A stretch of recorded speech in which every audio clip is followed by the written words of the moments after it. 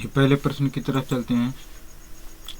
Terman के अनुसार 90 और 100 बुद्धिलब्धि का बालक माना जाता है। तो बालक कैसा माना जाता है? सामान्य बुद्धि का। कैसा माना जाता है? सामान्य बुद्धि का माना जाता है। सामान्य बुद्धि का माना जाता है। चलिए नेक्स्ट क्वेश्चन की तरफ चलते हैं। हॉल का सिद्धांत निम्न में से किसकी व्याख्या करता है? हॉल का सिद्धांत निम्न में से किसका व्याख्या करता है? बुद्धि की प्रकृति का करता है, या आदिगम में अप्रेरणा की भूमिका, मूल्यों का विकास करता है, या किशोरों का मनोविज्ञान है? तो यह किशोरों का मनोविज्ञान है। किसका है? किशोरों का मनोविज्ञान है। कैसा है? किशोरों का मनोविज्ञान है। चलिए नेक्स्ट क्वेश्चन की तरफ चलते हैं।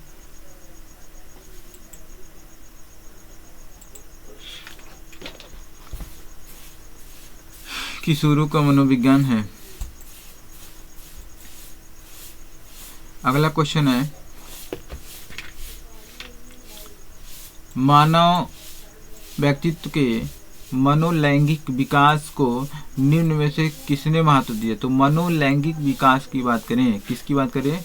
मनोलैंगिक विकास की बात करें, किसकी बात करें? तो मनोलैंगिक विकास की बात करें तो सिगमंड फ्रायड जी हैं। कौन है? सिगमंड फ्रायड जी। इन्होंने कुछ अवस्थाओं को दिए थे। नंबर 1, 0 से लेकर के 2 वर्ष तक, 0 से लेकर के 2 वर्ष तक, और 2 वर्ष से 3 वर्ष तक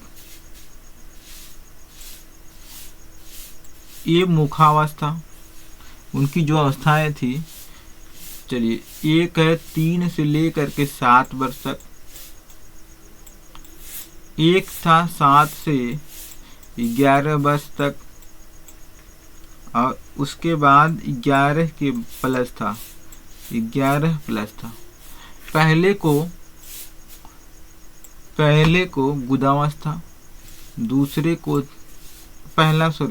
पहला मुखावस्था, गुदावस्था, शैशवावस्था, सुषुप्तावस्था और जननांग अवस्था। कौन सा है?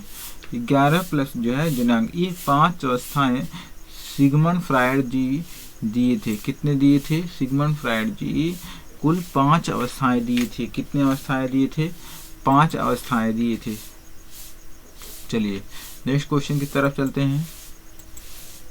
दिया गया मनोविज्ञान की प्रथम प्रयोगशाला को किसने स्थापित किया था? तो मनोविज्ञान की प्रथम प्रयोगशाला किसने स्थापित किया था? तो W. बुंट ने। कौन किया थे? ये जर्मनी में। कहाँ पर? जर्मनी में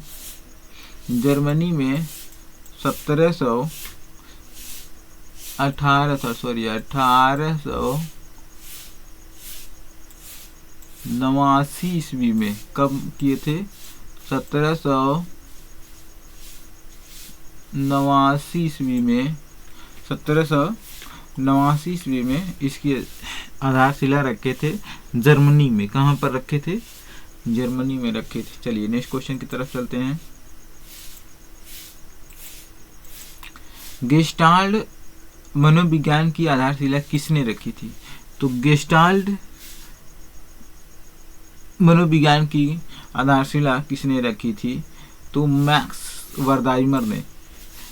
मैक्स वर्दाइमर ने कब रखी थी? 1912 में। कब? 1912 ईस्वी में। 1912 में रखी थी। कब रखी थी? 1912 में। इसमें गेस्टाल्ट में मैक्स वर्दाइमर एक आते हैं मनोविज्ञानी, कोप्पा एक आते हैं, और कोहलर। ये 3 ऐसे मनोवैज्ञानिक हैं जो गेस्टाल्टवादी हैं। कैसे हैं? गेस्टाल्टवादी हैं। चलिए नेक्स्ट क्वेश्चन की तरफ चलते हैं। संघनन सिद्धांत निम्न में से किससे संबंधित है? संघनन सिद्धांत निम्न में से किससे संबंधित है? संघनन की बात करें तो ये स्मृति से संबंधित है। किससे संबंधित है? स्मृति से संबंधित है। चलिए नेक्स्ट क्वेश्चन की तरफ चलते हैं। क्षेत्र सिद्धांत निम्न में से किस वर्ग का योगदान है? क्षेत्र सिद्धांत निम्न में से किस वर्ग का योगदान है?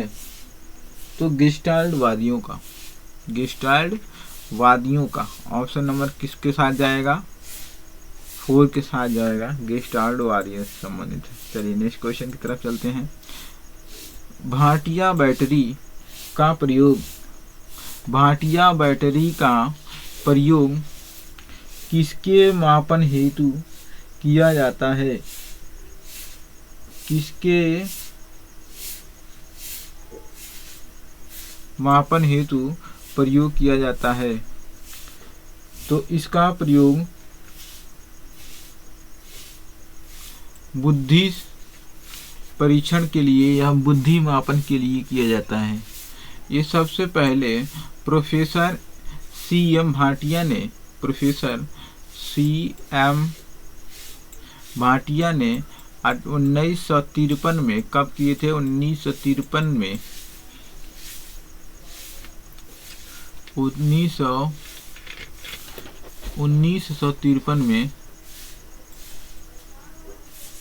1953 में ये बुद्धि परीक्षण किए थे। चलिए नेक्स्ट क्वेश्चन की तरफ चलते हैं।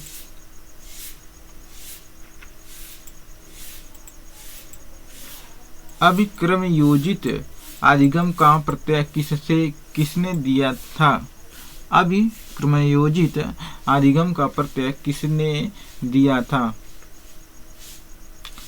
हल ने दिए थे, थॉर्नडाइक ने दिए थे, स्किनर ने दिए थे, वाटसन ने। तो इसका राइट जवाब हो जाएगा स्किनर दिए थे। कौन दिए थे? स्किनर दिए थे। चलिए नेक्स्ट क्वेश्चन की तरफ चलते हैं। व्यवहारिक क्षमताओं में वह सापेक्ष अस्थायी परिवर्तन जो कि प्रबलित अभ्यास का परिणाम है उसे कहते हैं। तो उसे अधिगम कहते हैं। क्या कहते हैं? तो उसे क्या कहते हैं? अधिगम कहते हैं। चलिए नेक्स्ट क्वेश्चन की तरफ चलते हैं। संज्ञान किस बुद्धि के सिद्धांत का हिस्सा है? संज्ञान किस बुद्धि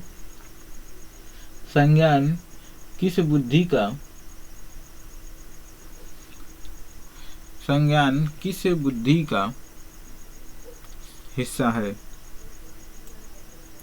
तो ये गिलफोर्ड सिद्धांत का, किसका है? गिलफोर्ड सिद्धांत का, किसका है? गिलफोर्ड सिद्धांत का यह हिस्सा है। गिलफोर्ड सिद्धांत का यह हिस्सा है। चलिए नेक्स्ट क्वेश्चन की तरफ चलते हैं।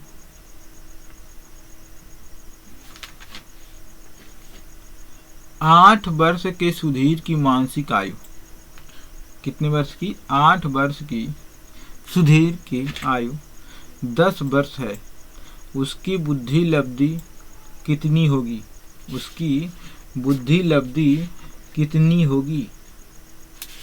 तो इसके लिए फार्मूला लगाना होगा MA बटे CA गुणे 100 गुणे 100। तो यह में उसकी मानसिक आयु जो होगी, इसकी मानसिक आयु 10 वर्ष है। तो 10 वर्ष और उसके CA वास्तविक आयु कितनी है? 8 वर्ष है।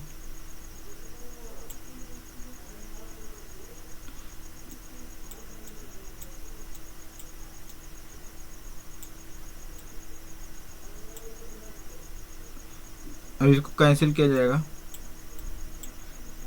4 दूना 8 और 4 25 बार में कट जाएगा। 2 से ही कटेगा 5 बार में। 25 गुणे 5 हो जा रहा है। 25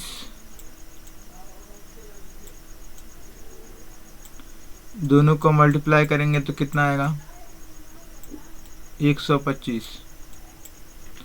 तो देखिए ऑप्शन में कहीं, हाँ ऑप्शन में 125 आ रहा है। तो राइट ऑप्शन हो जाएगा 125। नेक्स्ट क्वेश्चन की तरफ चलते हैं।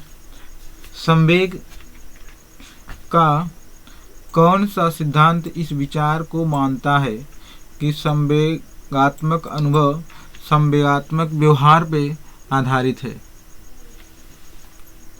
तो इसका सही ऑप्शन हो जाएगा जेम्स लैंग सिद्धांत। कौन सा हो जाएगा? जेम्स लैंग सिद्धांत संवेगात्मक अनुभव व्यवहार पर आधारित है। चलिए नेक्स्ट क्वेश्चन की तरफ चलते हैं। किसी इच्छा या आवश्यकता में रुकावट पड़ने पर उससे उत्पन्न होने वाला सामवेगिक तनाव कहलाता है। सामवेगिक तनाव कहलाता है। क्या कहलाता है? सामवेगिक। तो वो होता है कुंठा। क्या होता है? कुंठा। तो राइट जवाब हो जाएगा 2। राइट जवाब क्या हो जाएगा? कुंठा।